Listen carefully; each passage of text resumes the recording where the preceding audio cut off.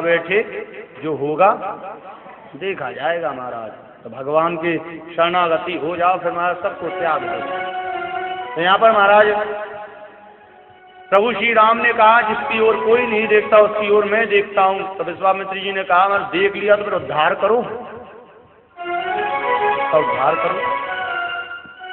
तो राम जी ने कहा कि भैया कैसे उद्धार होगा, कि चरण इनके ऊपर रख दो इसका उद्धार हो जाएगा। ना ना ना, राम जी ने कहा ये नहीं कर सकता, ये असंभव कार्य को मैं नहीं कर सकता। क्यों? क्योंकि ये भक्त है और भक्त के ऊपर यदि मैं चरण रख दूंगा तो मैंने मुझसे एक गलती हुई थी। वामन का अवतार लेकर जब मैं आया था तो मैं राजा बलि के सिर पर पैर रखा तो मुझको वहां चौकीदार बनना पड़ा, और अब मैं इसकी रूपी भक्त के ऊपर यदि मैं अपना चरण रख दूंगा तो ना जाने कौन सी योनि मिलेगी। ये तो मैं नहीं कर सकता। इनसे बोलो। अब विश्वामित्र जी महाराज कौन? गुरु। अब गुरु कमजोर थोड़ी ना होते हैं। गुरु जी ने भी कहा हाँ यदि ऐसी बात है आप इसके ऊपर चरण नहीं रख सकते तो मैं तुमको भगवान नहीं मानता। क्यों? अरे महाराज काहे के भगवान हो?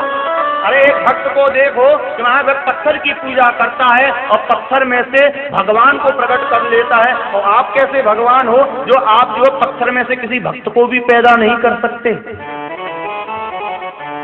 हाँ जैसे ही कहा कि पत्थर में से भक्त को महाराज आप पैदा नहीं कर सकते, छाती चौड़ी हो गई। अरे कैसी बातों को करता है, मैं तो पत्थर में से जल की धारा निकाल दूं, ये भक्त की बात करता है। लेकिन मैं ये नहीं कर सकता कि इसके ऊपर चरण रखूं। तो ना कोई भी उपाय करो लेकिन इसका उद्धार करो। प्रेम से बोलो। देखो भैया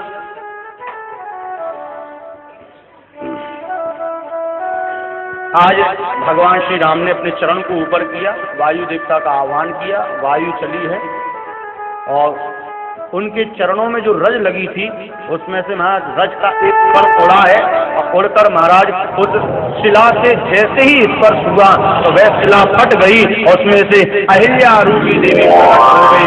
बोलिए भक्त भगवान की। अहिल्या प्रकट हुई है, चरणों में प्रणाम किया है। प्रेम से बोलो। तो वही किसी ने भगवान से पूछा कि ठाकुर एक बात बताओ कि आप ये भक्तों के ऊपर कृपा क्यों करते हो? किसी ने पूछ लिया क्यों करते हो आप भक्तों के ऊपर कृपा? हाँ भगवान ने कहा कि भैया मैं ज्ञानी के ऊपर कृपा नहीं करता, मैं भक्त के ऊपर कृपा करता हूँ। क्यों?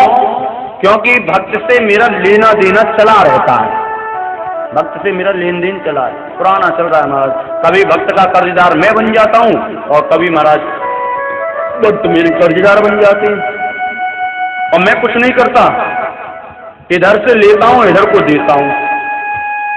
ज्ञानी भी मेरा भक्त है लेकिन वो ज्ञानी है। ज्ञानी क्या कहता है कि कुछ लेना ना देना मगन रहना, कुछ लेना ना देना मगन रहना, कुछ लेना ना देना मगन रहना।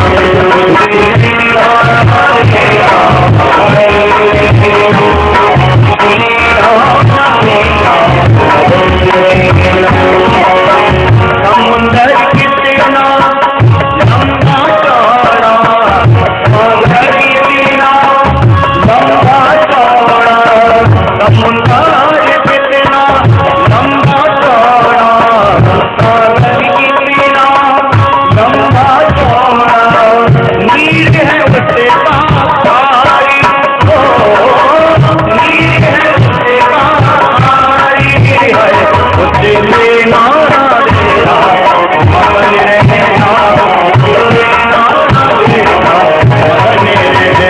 मगन रहना, उससे लेना देना मगन रहना, उससे लेना देना मगन रहना। ये एक ज्ञानी कहता है कुछ लेना ना देना मगन। देखो भैया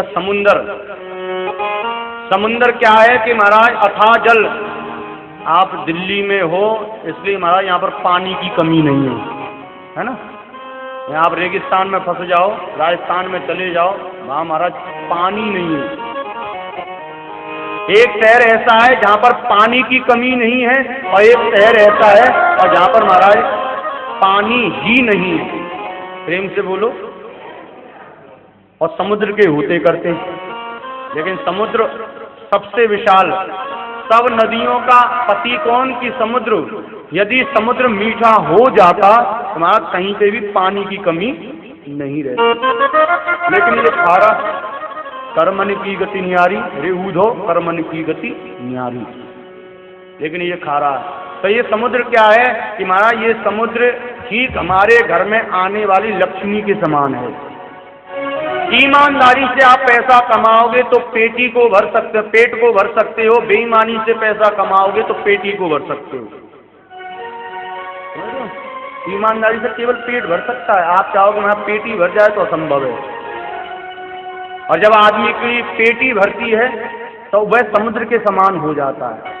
समुद्र में क्या है, यह समुद्र कैसे भरा कि ना, समुद्र में गंगा भी जाकर मिल जाती है, यमुना भी जाकर मिल जाती है, नर्मदा भी जाकर मिल जाती है, कावेरी भी जाकर मिल जाती है, सरस्वती भी जाकर मिल जाती है, गटर का पानी भी जाकर मिल जाता है।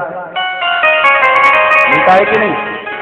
गटर का पानी भी मिलता है, बड़े बड़े महाराज नाले भी जो है समुद्र में जाकर मिलते हैं। कूड़ा कचरा संसार का जितना है सब समुद्र में जाकर मिलता है। संसार की सारी गंदगी समुद्र में जाकर मिलती है और इसीलिए वो खारा है, इसीलिए वो। ठीक इसी प्रकार यदि आप बेईमानी से पैसा कमाते हो तो आप